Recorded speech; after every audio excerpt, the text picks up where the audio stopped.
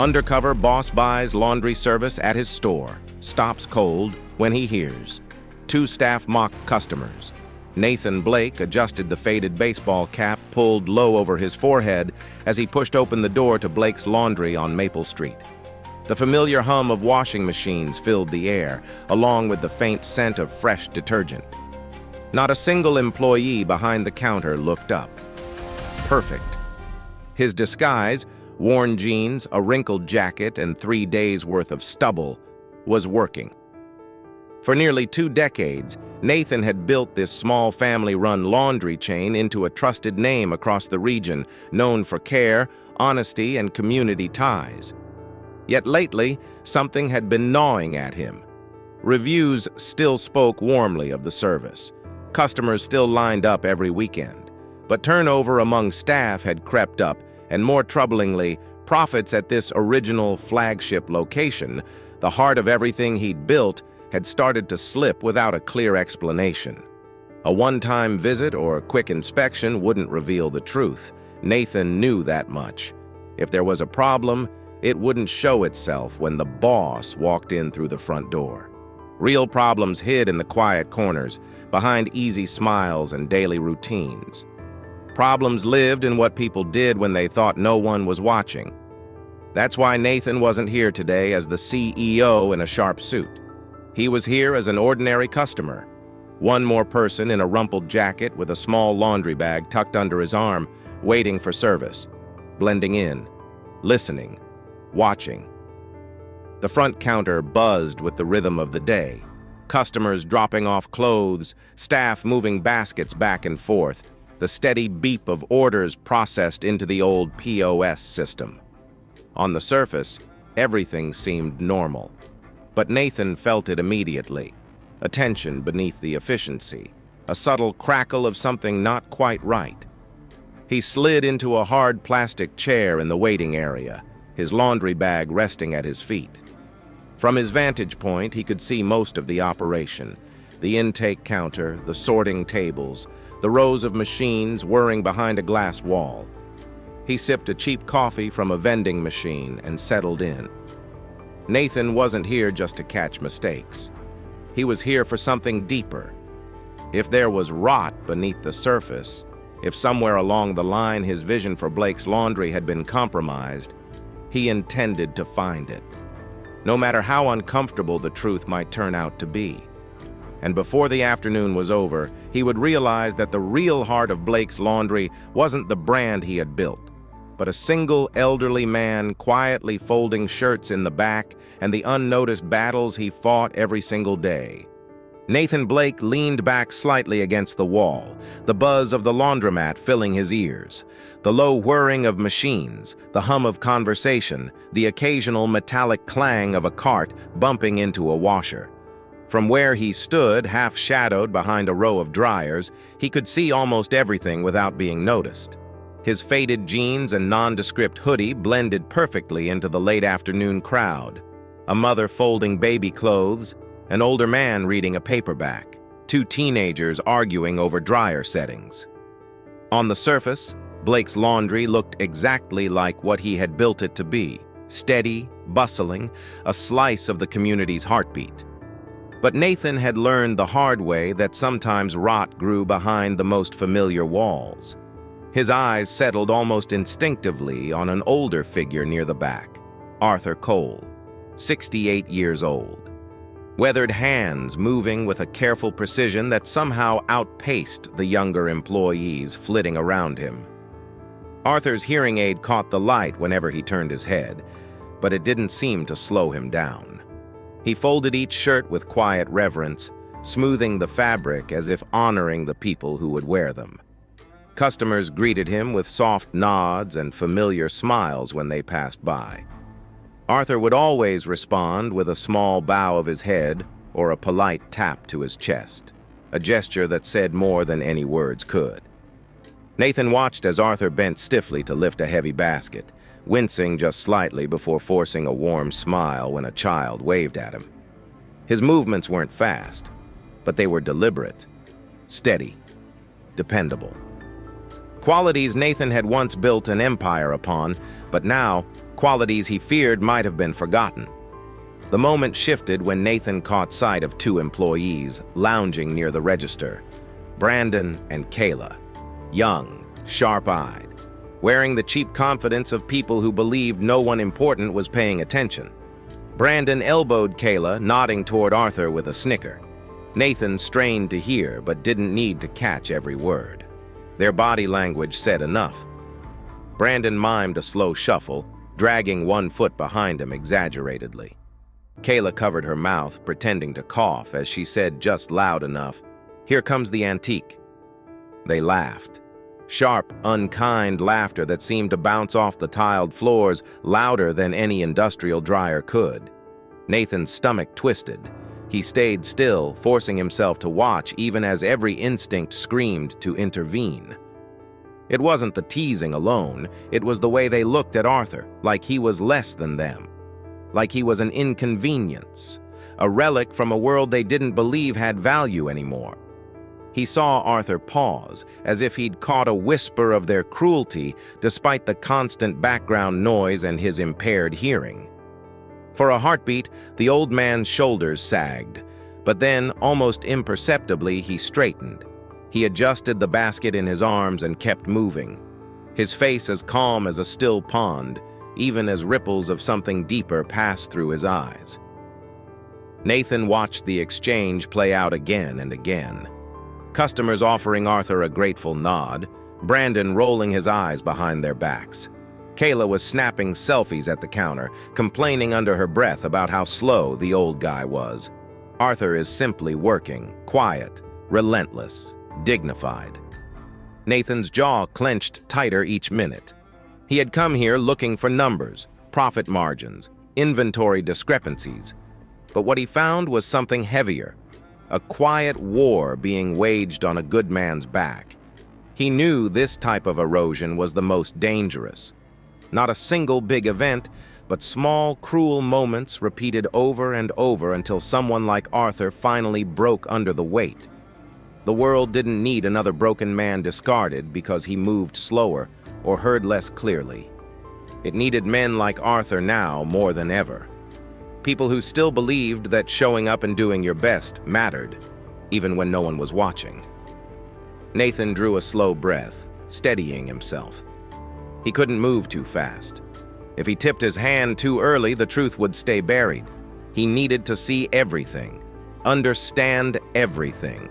Only then could he cut the rot out at its roots.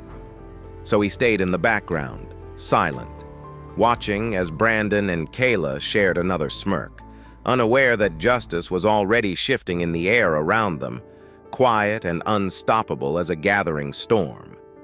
Tomorrow, he promised himself, things would start to change, not just for Arthur, but for everyone who had ever been forgotten.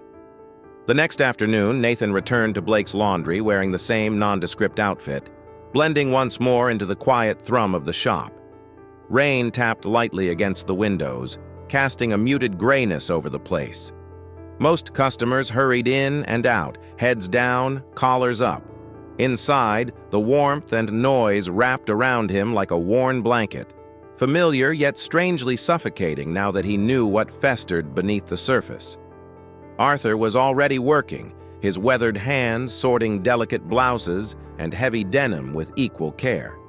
His focus never wavered, even as the rain drummed harder outside, even as Brandon and Kayla leaned against the folding tables, whispering behind cupped hands. Nathan positioned himself by the vending machine, a soda in hand, and he had no intention of drinking, and waited. It didn't take long. "Tonight's the night," Brandon said, his voice low but not careful enough. Nathan's heart rate slowed, every sense sharpening. "Yeah," Kayla muttered, glancing toward Arthur with thinly veiled contempt. "I left that Ralph Lauren shirt half damp. After a few hours, mildew's gonna set in. When Mrs. Calloway comes to pick it up tomorrow, it'll smell like a locker room. Guess who's gonna get blamed?" Brandon chuckled. "Old man can't hear a dryer beep to save his life. Perfect scapegoat." Nathan felt a slow, cold fury rising in his chest. He gripped the soda can tightly, willing himself to stay still. This was worse than he'd imagined. They weren't just mocking Arthur's age or pace, they were actively sabotaging him. Setting a trap so carefully laid, it would look like nothing but natural human error. An easy explanation for management, a clear justification to fire the burden. "And after he's out," Brandon continued with a smirk, "Paula's already said we can recommend someone new. I got my cousin ready. Fast hands, tech savvy. We split the referral bonus." Kayla snickered. "And no more sad sack grandpa slowing the line down." Nathan's stomach twisted. He knew this wasn't about efficiency. It wasn't about the store's margins. It was about cruelty dressed up as ambition.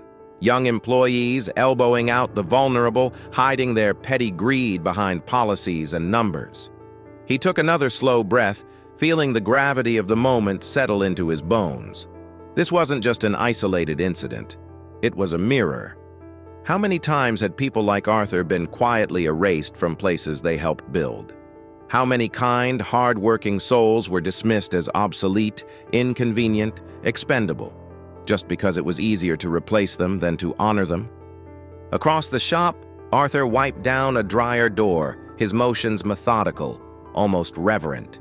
He paused once, pressing a hand to his lower back with a wince, before straightening with a soft, resigned sigh. No one noticed.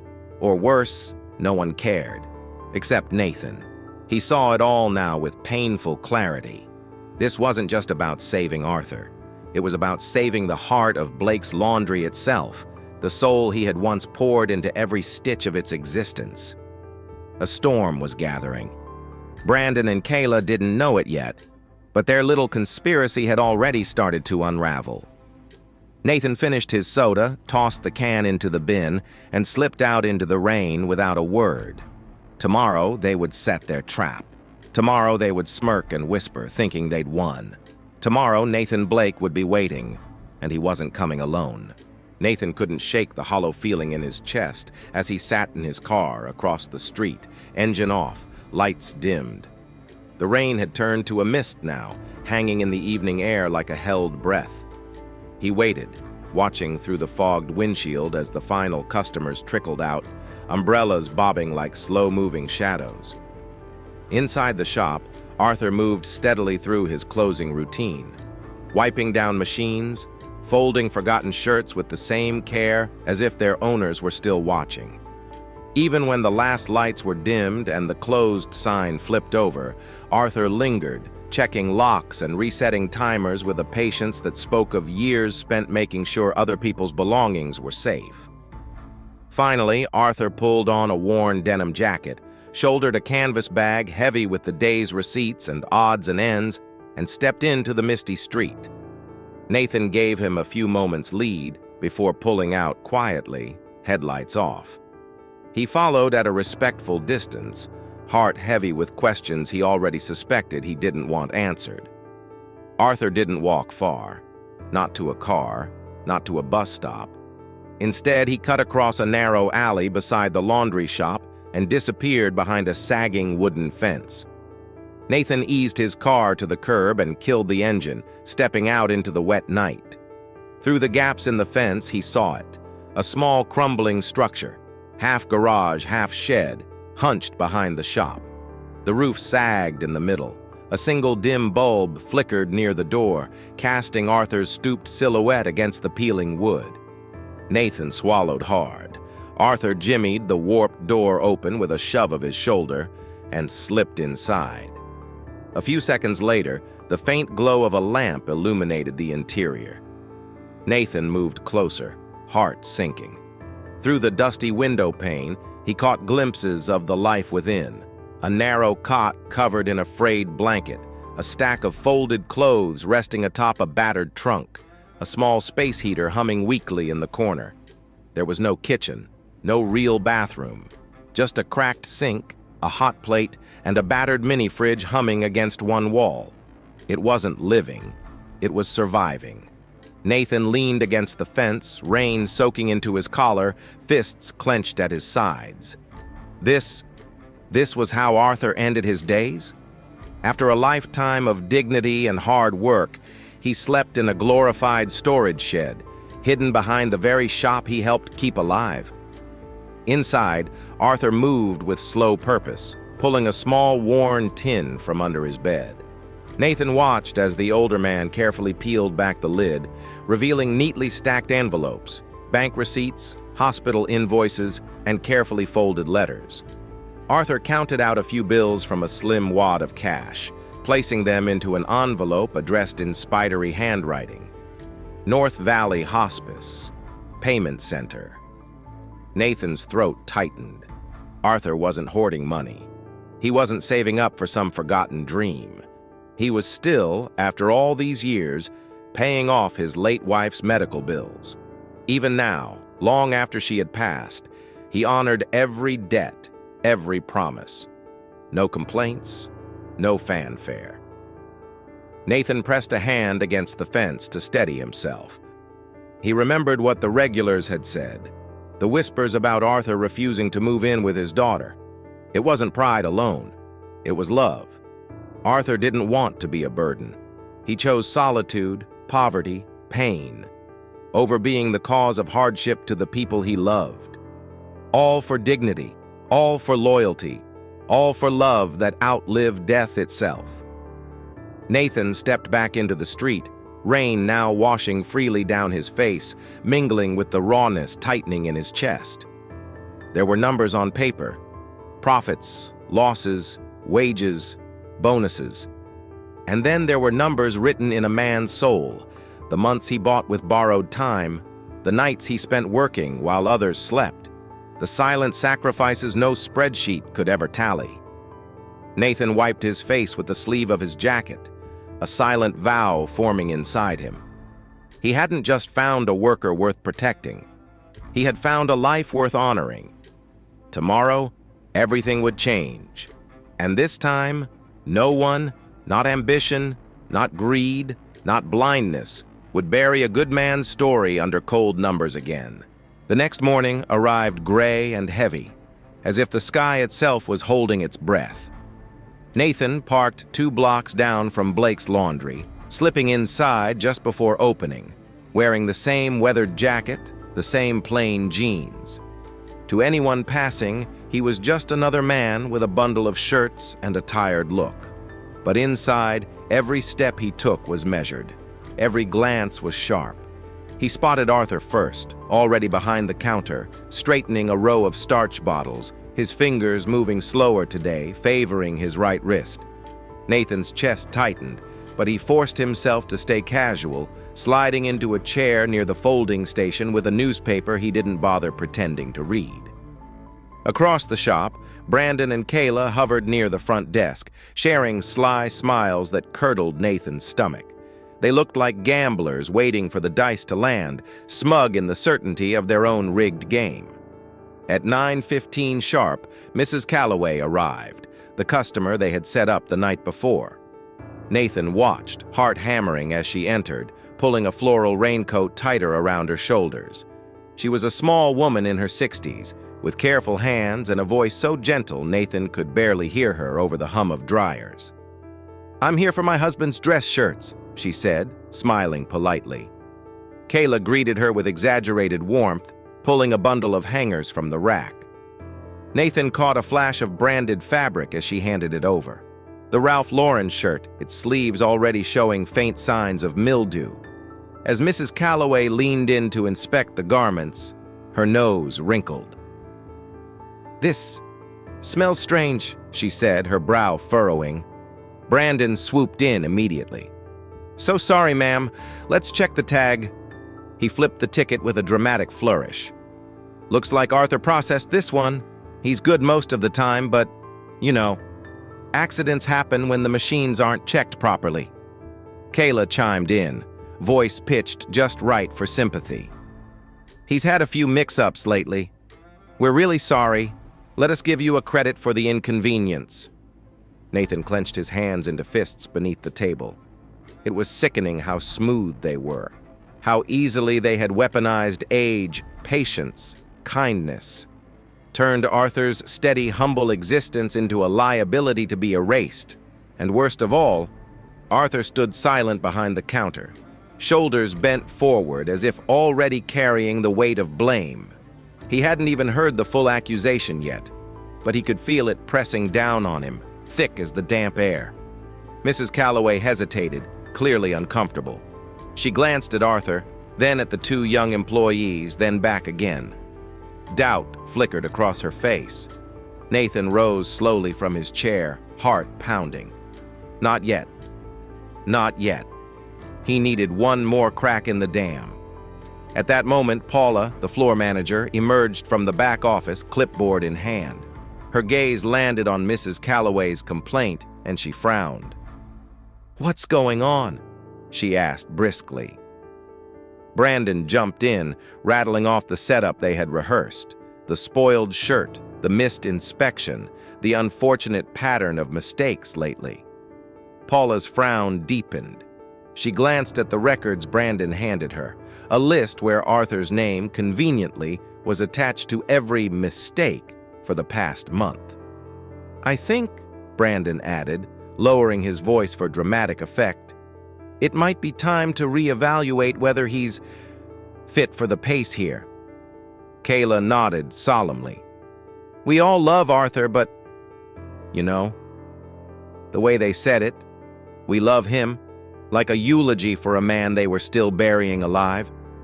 Nathan could feel the final pieces clicking into place. Paula hesitated, torn between her loyalty to the numbers and her loyalty to a human being she barely knew. She looked at Arthur, who only stood there, eyes downcast, accepting the punishment he hadn't yet even been allowed to hear fully. "I'll need to report this to Regional," Paula said finally, her voice heavy. Brandon and Kayla exchanged a victorious glance, one they barely bothered to hide. Arthur bowed his head slightly, as if bracing for an inevitable blow. Nathan stepped forward then, not yet revealing himself, not yet pulling the rug from under them, but close enough now that he could see the faint tremor in Arthur's hand as he folded the spoiled shirt back onto the counter. Close enough to see Mrs. Calloway biting her lip, struggling with her own discomfort. Close enough to feel the weight of justice gathering in the room like an unseen tide. Tomorrow, Nathan thought grimly. Tomorrow, he would bring the storm. The next morning, Nathan arrived before the first light slipped over the rooftops. The air was sharp with early chill, the streets still slick from the night's rain. He parked farther away this time, taking a different path through the sleepy alleys behind Blake's Laundry. He needed to see it all from every angle, to catch every flicker of truth in a place where shadows had learned to hide in plain sight. Inside the shop, the fluorescent lights buzzed weakly against the quiet hum of dryers starting their first cycles. Paula was already there, sorting through paperwork with a distracted air. Brandon and Kayla leaned against the counter, laughing over something on a phone screen. Arthur, as always, was already working, mending a broken button on a dress shirt by hand, his fingers steady despite the deep creases etched into them by time and toil. Nathan moved to the side near the detergent shelves, slipping a tiny device from his jacket pocket. A portable hidden camera, discreetly angled toward the counter. Today, he wasn't just going to observe. Today, he was going to be exposed. The plan had been simple. During closing yesterday, Nathan had quietly installed 2 additional hidden cameras, one above the register, another behind the folding station. It wasn't high-tech, just enough to capture what he already knew was coming. At 10:30 sharp, just as the mid-morning lull set in, a woman entered. A new customer Nathan had arranged through a local community group. Her name was Claire Thomas, a real single mother balancing 2 jobs, real hardships weighing her shoulders down. But today, she played the role of a difficult customer needing to pick up a supposedly misplaced garment. Claire approached the counter, polite but firm. "I dropped off a navy wool coat 3 days ago," she said. "Receipt says it's ready." Brandon pretended to scan the racks. Kayla made a show of searching through the tags. "Uh-oh," Brandon said, loud enough for Paula, now sitting at the side desk, to hear. "Looks like another one slipped through the cracks." Claire frowned. "You're saying you lost it?" Kayla shot a glance toward Arthur, who was quietly restocking hangers nearby. "Arthur checked in that coat," she said lightly, voice dripping with fake sympathy. "He's been a little forgetful lately." Brandon nodded sagely. "Might have misfiled it, or damaged it in processing." Claire's brow knitted together. "That's not acceptable. That coat's worth several $100s. The words hung heavy in the air. Nathan could feel the entire trap snapping into place around Arthur again. He stayed perfectly still, hands tucked in his jacket, letting the tension coil tighter, tighter. Across the room, Arthur turned, catching only fragments of the accusation. His hearing wasn't perfect, but he could read enough in the air: the wary glances, the stiff posture of Paula approaching the counter, the shifting weight of the other customers now beginning to watch. "I can check again," Arthur said, his voice so soft it almost dissolved against the whir of machines. "I might have—" "You might have what?" Kayla cut in sweetly. "Misplaced another expensive item?" The cruelty was casual, practiced, and no one, not Paula, not even the watching customers, intervened. Nathan's stomach twisted, but he waited. Patience, he reminded himself. Justice demanded timing as much as truth. Finally, Paula drew a breath and said, "Arthur, can we speak in the back, please?" Arthur's shoulders slumped, a small, nearly invisible movement. As he followed her toward the back office, Nathan caught a glimpse of his face. Calm, accepting, like a man walking into a storm he'd seen coming from miles away, but still refused to turn away from. Not yet, Nathan thought. One more moment. One more step. As soon as the door clicked shut behind Arthur and Paula, Nathan moved. He crossed the floor with measured strides, reaching into his pocket, pulling out a small remote. Brandon and Kayla watched him, frowning slightly, confused, until the TV mounted above the detergent shelves flickered to life. Until the hidden footage rolled. The entire laundromat froze. There, in sharp, undeniable clarity, was yesterday's footage. Kayla deliberately mishandling the Ralph Lauren shirt. Brandon stuffing a customer's blouse into a misfiled pile. Their faces, their sneers, their whispered conspiracies about getting the old man fired, all caught on crystal-clear audio. Customers gasped. One woman covered her mouth. Another shook her head in disbelief. Brandon went sheet white. Kayla stumbled back a step. Nathan let the footage run another minute, enough for everyone to see. Then he turned slowly, pulling off his worn baseball cap. The room held its breath. "I'm Nathan Blake," he said, his voice low but carrying. "I own this store, and I've been watching."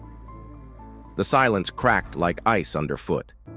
Brandon opened his mouth, maybe to deny, maybe to plead, but no sound came out. Kayla looked like she might faint. Nathan stepped forward, the weight of his words slamming into the charged air. "Arthur Cole is not the problem here," he said. "He never was."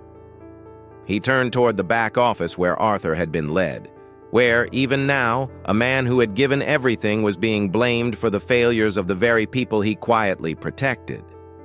"Today," Nathan said, locking eyes with every staff member and customer in the room, "we put an end to this."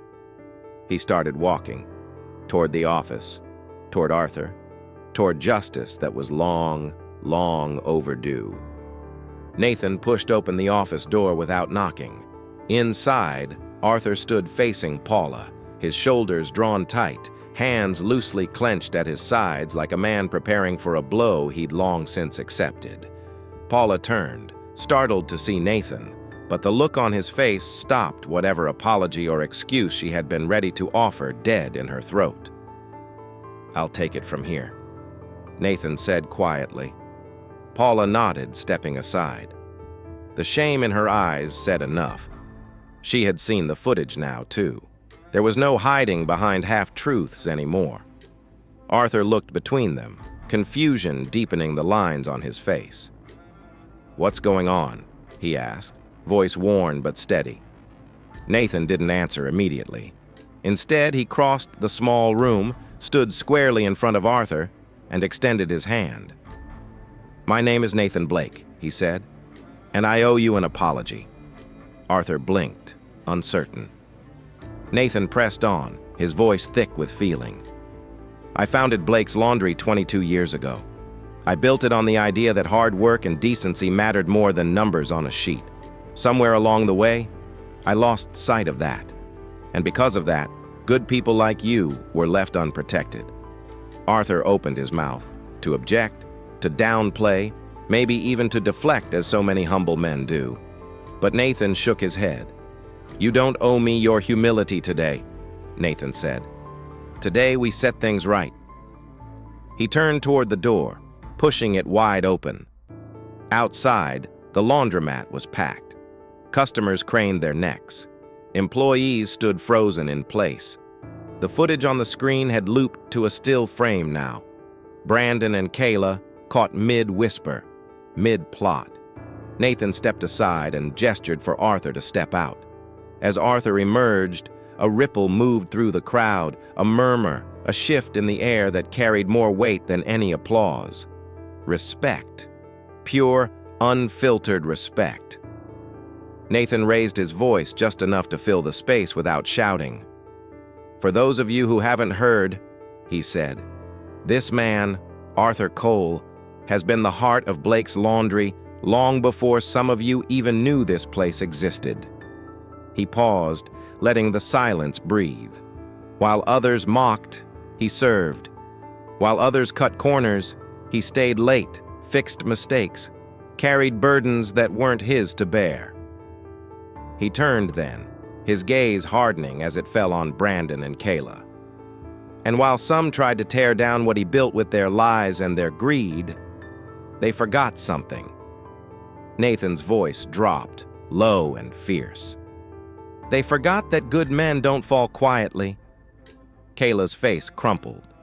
Brandon took a step back like a man facing a firing squad. Nathan nodded toward two uniformed officers who had entered quietly during his speech. "I believe you'll find evidence of theft, sabotage, and conspiracy to defraud this business. Officers, they're yours." The officers moved forward without ceremony. As Brandon and Kayla were handcuffed and led out, a small, stunned gasp ran through the laundromat. No one cheered. No one needed to. Justice wasn't loud that day. It was silent, steady, irrevocable. Nathan turned back to Arthur, who stood rooted to the spot, disbelief etched into every line of his face. "You're not fired, Arthur," Nathan said, softer now. "You're being promoted." Arthur shook his head, blinking hard. I just try to do right." "And you did," Nathan said simply. "Even when nobody saw, even when it hurt. That's why we're still standing here today." He reached into his jacket, pulling out a slim folder. "Inside is your new contract," Nathan said. "Senior Manager of Quality Assurance, full salary, full benefits. You set the standards now, Arthur." There was a long, breathless pause. Arthur's hands shook as he accepted the folder, but his voice, when it finally came, was clear. "I don't know what to say." Nathan smiled, a small, genuine curve of his lips. "You already said it," he replied. "Every day you showed up. The laundromat, this place of spinning machines and tired routines, felt different now, charged, awake. One by one, the customers began to clap, slow, strong, rising like a tide. Staff joined in. Even Paula, wiping silent tears from her cheeks, applauded until her palms stung. Arthur stood in the center of it all, head bowed slightly, overwhelmed by a gratitude too big for words. Nathan stepped back, letting the moment belong to him. Today wasn't about repairing a company's image. It was about restoring its soul. And it was just the beginning. The applause slowly faded, replaced by a warm hum of conversation. Customers lingering longer than they needed to, employees trading glances heavy with newfound respect. But Nathan could see it. Arthur still standing there, folder clutched in hand, as if unsure whether he belonged in this new world that had so suddenly shifted around him. Nathan stepped forward again, voice lower now, inviting rather than commanding. "Arthur," he said, "if you're willing, there's something else we'd like to hear." Arthur looked up, surprised. "I'm not much for speeches," he said gruffly, though his voice betrayed the emotion tightening his throat. "You don't have to make one," Nathan said. "But if you'd like to tell us, why did you stay? Why did you keep going when you didn't have to?" For a long moment, Arthur said nothing. Then, slowly, he set the folder down on a nearby counter and rubbed his gnarled hands together as if gathering the words from deep within his chest. "I stayed," Arthur said, his voice low but steady, "because I still had promises to keep." The room quieted again, breaths held. He paused, eyes sweeping the laundromat, not with bitterness but with a kind of weary, luminous tenderness. "After my wife passed," Arthur continued, "I didn't just lose her. I lost everything we built, the house, the savings, dreams we never got to finish." Nathan felt the words like slow, deliberate hammer blows against his chest. "But there were still 2 little lives left behind," Arthur said. "My daughter's kids. They lost their father early. Then they lost their grandma.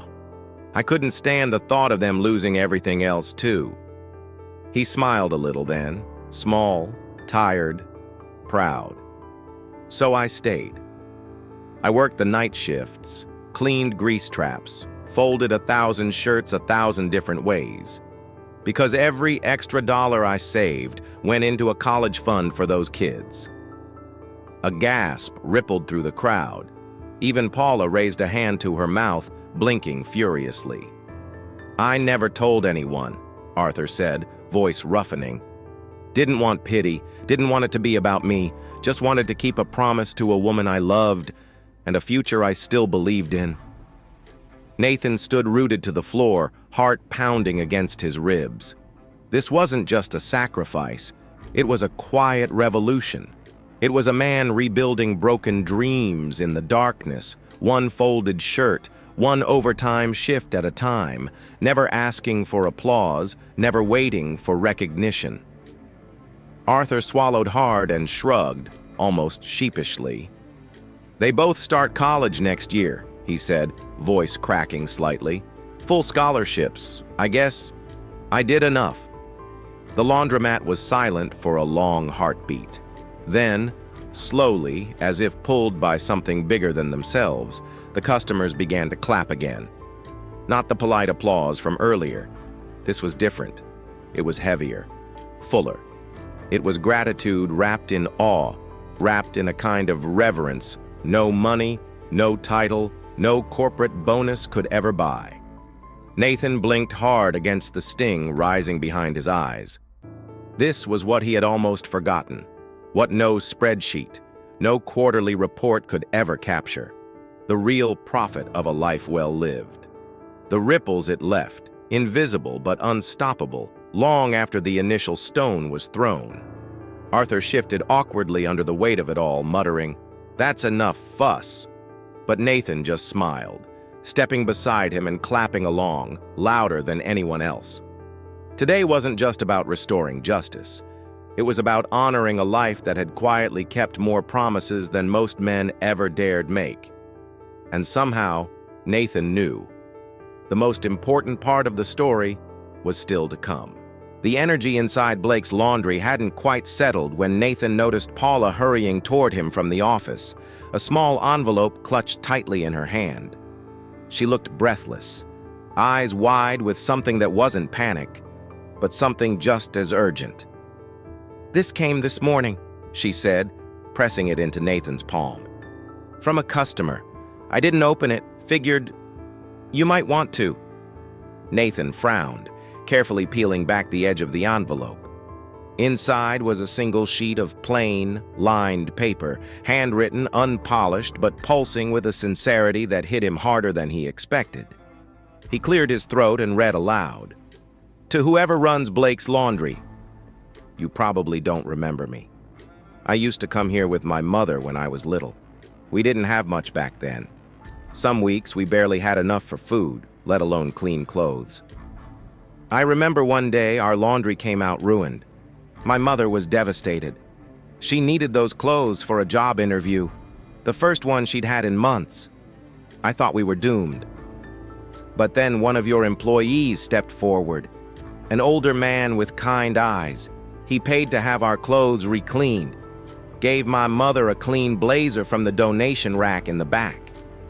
He didn't make a big show of it. He didn't even tell us his name, just smiled and said, "Everyone deserves a clean start." My mother got that job. We got off food stamps. We moved into a real apartment. I went to college. Today, I'm a nurse, and I volunteer at a shelter to pay that kindness forward. I don't know if that man is still with your company, but if he is, please tell him that one small act of kindness changed the course of an entire family's life. Forever grateful. Marissa L. Nathan finished reading, his voice barely above a whisper. Around him, the laundromat had fallen into complete reverent silence. Arthur stood frozen, his face a mixture of astonishment and humility, as if he genuinely couldn't comprehend that such a simple gesture had created waves he never intended. Nathan turned to him slowly, his voice thick with emotion. "Arthur," he said, "that was you, wasn't it?" Arthur blinked rapidly, cheeks coloring with a sudden bashful heat. "I remember," he said, his voice almost inaudible. "Young woman, shaking like a leaf. Her little girl was trying to hold her hand steady while she cried over a dryer door." He shook his head slowly, wonderingly. "I didn't think it mattered that much," he murmured. Nathan stepped closer, laying a firm hand on Arthur's shoulder. "It mattered," he said fiercely. "You didn't just fold clothes. You folded lives back together. You didn't just clean garments. You gave people back their dignity when they needed it most." A low murmur of agreement rippled through the gathered customers and employees. This was no longer a mere laundromat. It had become a living testament to the unseen, immeasurable power of quiet goodness. Nathan let his hand fall, standing back to let the moment breathe. Arthur wasn't a footnote in Blake's Laundry's story. He was the beating heart that had kept it human when the rest of the world tried so hard to forget what that meant. And now, Nathan knew beyond any shadow of doubt. No amount of rebranding, expansion, or profit could ever outweigh the legacy of a man who chose kindness when no one was watching. Today, they had not just uncovered injustice, they had unearthed something far rarer, a legacy of silent heroes, and Nathan Blake would make damn sure the world remembered it. The afternoon sun filtered through the large front windows of Blake's Laundry, painting long golden streaks across the machines and worn tile floor. The air inside remained charged, not with tension now, but with something warmer, something electric. Hope, pride, a sense of witnessing something rare. Nathan turned to Arthur, who still stood, one weathered hand resting awkwardly on the counter, as if he wasn't sure whether to stay or slip away. Nathan smiled, a real, full smile that reached his eyes, and pulled out a crisp, cream-colored folder. He placed it gently on the counter in front of Arthur, his voice low, but carrying to every corner of the laundromat. "Arthur Cole," Nathan said, "you have given more to this place, to this community, than we could ever repay. But today, we're going to try." Arthur glanced uncertainly at the folder, his fingers hesitant as they lifted the cover. Inside, the first document was simple and direct. Letter of promotion, Quality Assurance Manager, Blake's Laundry System. The crowd stirred, a soft wave of murmurs rising. "You're not folding clothes anymore. Nathan continued, voice steady. "You're leading the entire team responsible for making sure we never forget what true service means. You'll train, oversee, and most importantly, protect the heart of what we stand for." Arthur's mouth worked soundlessly for a moment before he found his voice. "But I don't have," he faltered, overwhelmed. "You have everything that matters," Nathan said gently. "Integrity, kindness, wisdom. The rest, we'll train for it, together." Before Arthur could recover, Nathan pulled out a second envelope. "This," Nathan said, handing it over, "is the deed to a new home. 2 blocks from here. No rent, no mortgage. It's yours." The room gasped, several people pressing their hands to their mouths. Arthur's hands trembled as he opened the envelope, scanning the deed in stunned disbelief. His lips parted, but no sound came out, only a deep, shuddering breath that said more than any words ever could. "And one more thing," Nathan added, his own throat thick now, barely holding steady. "We've contacted North Valley Hospice.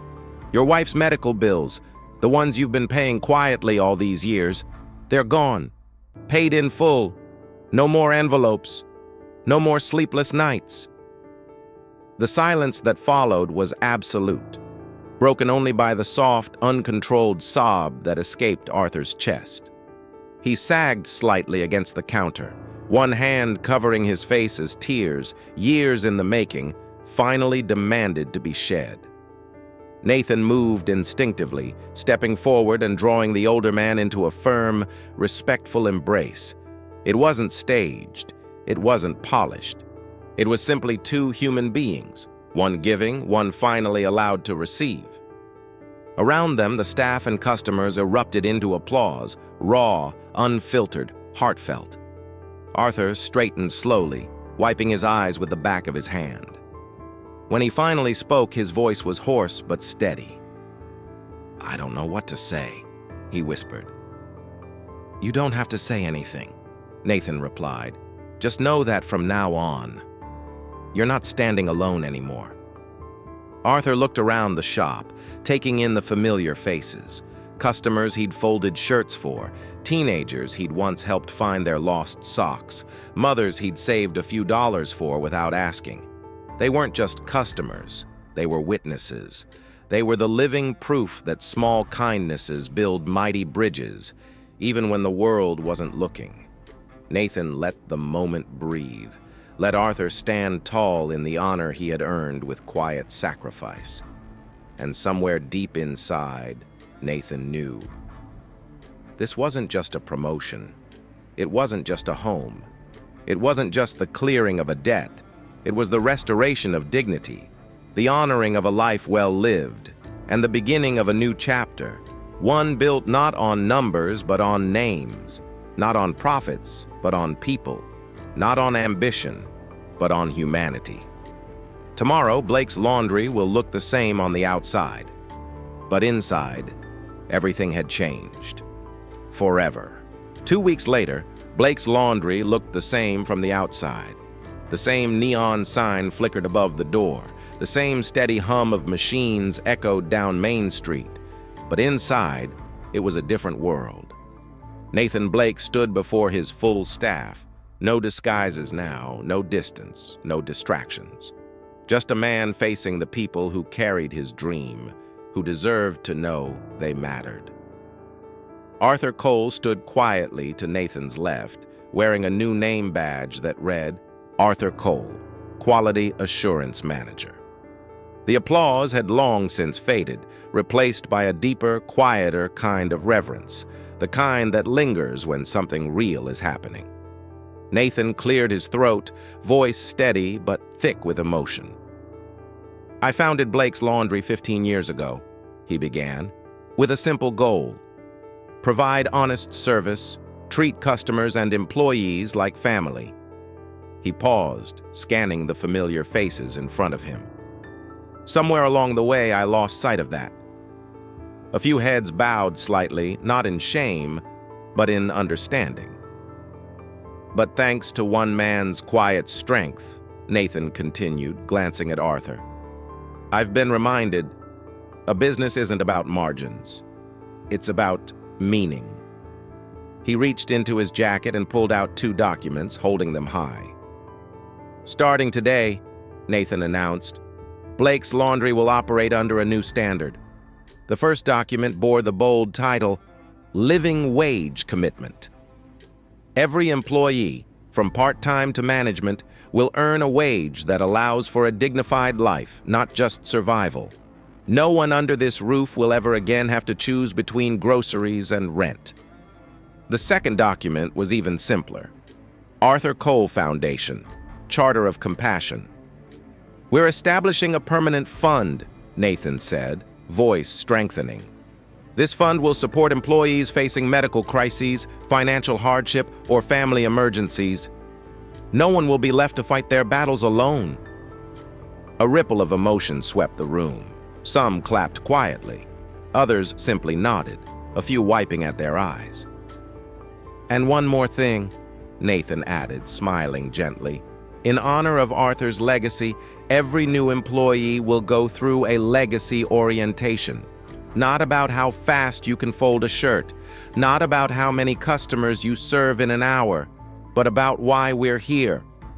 He gestured toward a new plaque mounted near the front counter. It was simple, an old photograph of Arthur's hands, steady and worn, folding a neatly pressed shirt. Beneath it, in plain lettering, was the motto Arthur had unknowingly lived by. "Dignity isn't earned by speed or numbers. It's earned by care." Nathan stepped back, letting the moment settle over them. Arthur, blinking rapidly, stepped forward. He didn't make a speech.